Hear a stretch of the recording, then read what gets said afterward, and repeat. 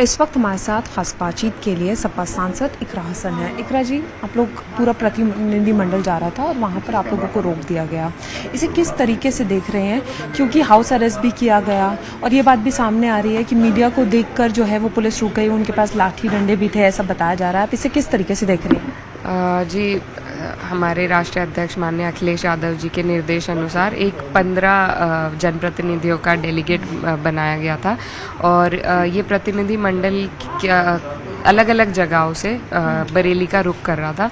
तो हमारे जो उत्तर प्रदेश के एलओपी हैं उनको लखनऊ के पास रोका गया। हरिंदर मलिक जी, मैं, मोहिबुल्ला जी, हम लोगों को मेरठ एक्सप्रेसवे पे रोका गया। कुछ लोगों को हाउस अरेस्ट भी किया गया है। तो ये सीधे सीधे तानाशाही का सबूत है। जितनी सब काम काज छोड़ के जो प्रशासन वहाँ पर मौजूद था, हम लोग कोई क्रिमिनल्स नहीं है, कोई मुजरिम नहीं है, हम लोग इलेक्टेड रिप्रेजेंटेटिव्स हैं और यूपी के रहतवान हैं। हमारा अधिकार है, हमें कोई नहीं रोक सकता। कोई कानून ऐसा नहीं है जिससे आप किसी भी व्यक्ति को इस देश में कहीं जाने से रोक सकते हो। कोई आदेश उनके पास नहीं था, मांगा गया तो धक्का मुक्की होने लगी। तो और बिल्कुल आप सही कह रहे हैं, इस तरीके से बर्ताव किया जैसे हमने कोई चोरी करी है, कोई चकारी करी है।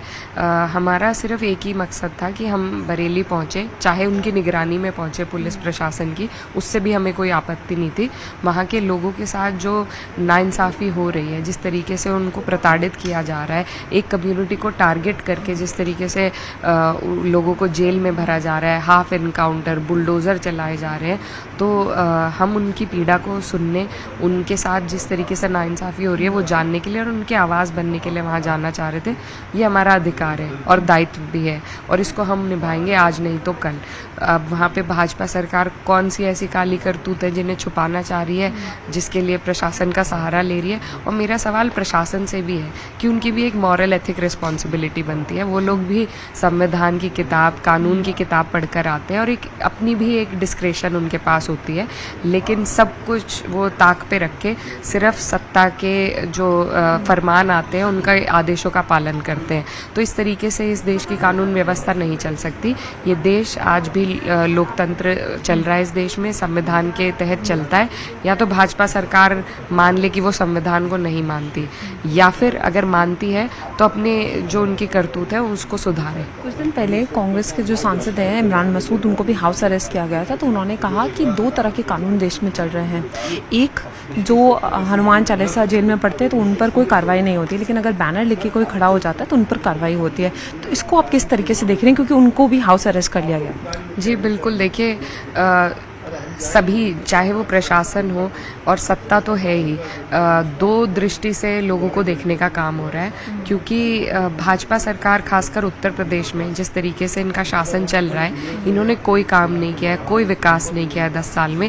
इनके पास चुनाव में जब 1 साल बाद जाएंगे, कोई रिपोर्ट कार्ड में ऐसा कोई मुद्दा नहीं है जिसके आधार पर ये वोट ले सके।